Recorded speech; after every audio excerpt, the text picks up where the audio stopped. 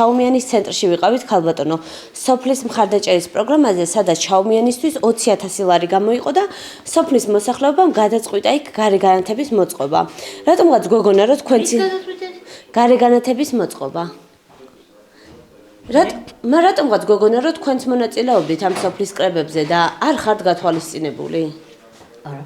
ვინ რას რის საქმის კურსი გვაყენებენ, რას გვეუბნებიან?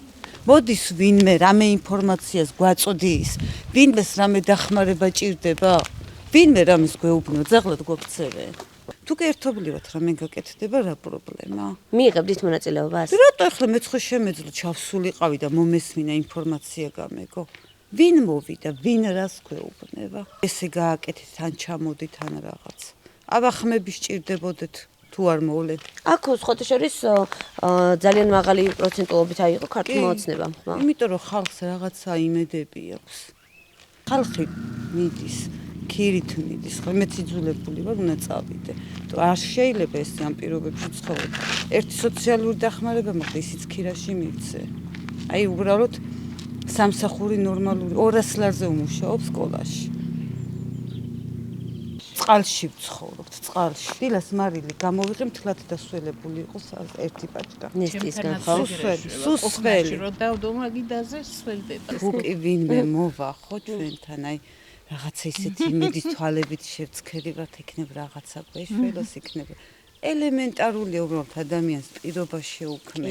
ხო არ ვითხოვ, ჩვენ იცი რამდენი დავკარგეთ. ეს შენობები უკვე ინგრევა და ინგრევა. აი შემოძაბვა.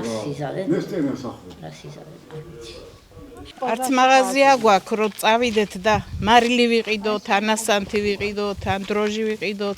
რო კვდებოდეს, არავინ არ მოხედავს, რომ რითი ცხოვრობ, რას აკეთებ, რას საქმიანობ. არავინ არ ეკითხება. არც უფროსები აქა და არც უმცროსები. არავინ მომკითხებელი არავინ არ. თქვენ პრობლემით არავინ ინტერესდება? ბევრი მოდის, მოდიოდა ადრე უფრო, მიდიოდნენ ისევ. იქნება და იქნება. ახლა იძახიან რუსთავში შენდება, ურავი. ყველაფერი შენდება, მაგრამ ჩვენ ამ ხალხიდან არაფერი არ შენდება.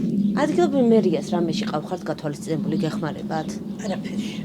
მიგდებული, აი, სადღაც რომ მიგდებული ხალხი ყოს ეგარი. აქეთ ხალხი არ ცხოვრობს თურმე რა. აქეთ არის განულება. იქით თუ გზა გააკეთეს, აქეთ ჩვენ ხალხი არ ვართ.